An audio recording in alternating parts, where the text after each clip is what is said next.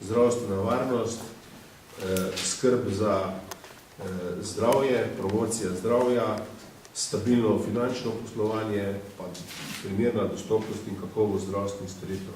5 osnovnih ciljev z vidika strank, potem imamo pa seveda še vidik notranjih procesov, ker ga moramo delati.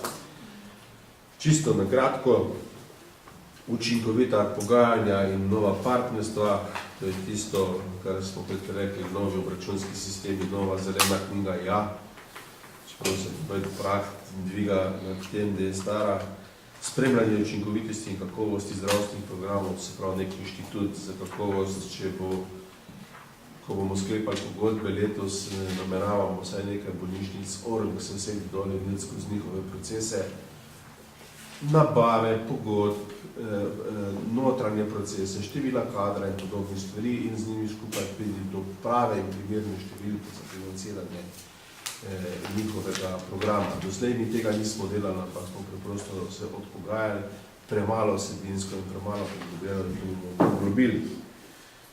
Naročanje prednostnih zdravstvenih programov z lastno analitično službo bomo hodili okrog in naročali programe. Dogovor 2008 to že opredeljuje. Pogledali smo, kje so dolge čakalne vrste in v tiste kraje in bolnice predlagali Ministrstvo za zdravje naj te programe razširi. Deloma so to upoštevali, v tem deloma pa ne, kar nas malo žalosti. Seveda, pomembna je učinkovitost in kakovost delovanja služb Zavoda za zdravstveno zavarovanje. Merili bomo to, oziroma že merimo, 2-krat letno zmerimo utrip zavarovancev, kako so zadovoljni. Z nami ta utrip mislimo razširiti še na naše druge partnerje. Širitev informacijskih tehnologij, online že veste, nova kartica že veste. Zdaj potekajo intenzivni pogovori z zdravstvenimi domovi in bolnišnicami in lahko jih razdelimo v 3 kategorije, tako da boste videli eni, ki so pripravljeni takoj, ene, ki bojo pripravljeni v 1 leto, pa ene, ki jih bo treba še malo prepričevati, da bojo pripravljeni. Eni so še zelo kameni dobi.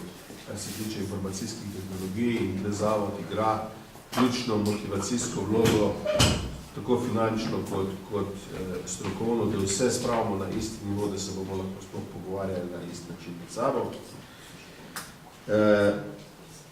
In pa, to pa seveda ne bom, vidik učenja in rasti, to je pa tisto, kar je za Zavod pomembno, pozitivna organizacijska kultura, primerni kadri in znanje, izobraževanje doma in pa čim boljše prenašanje znanj iz tujine.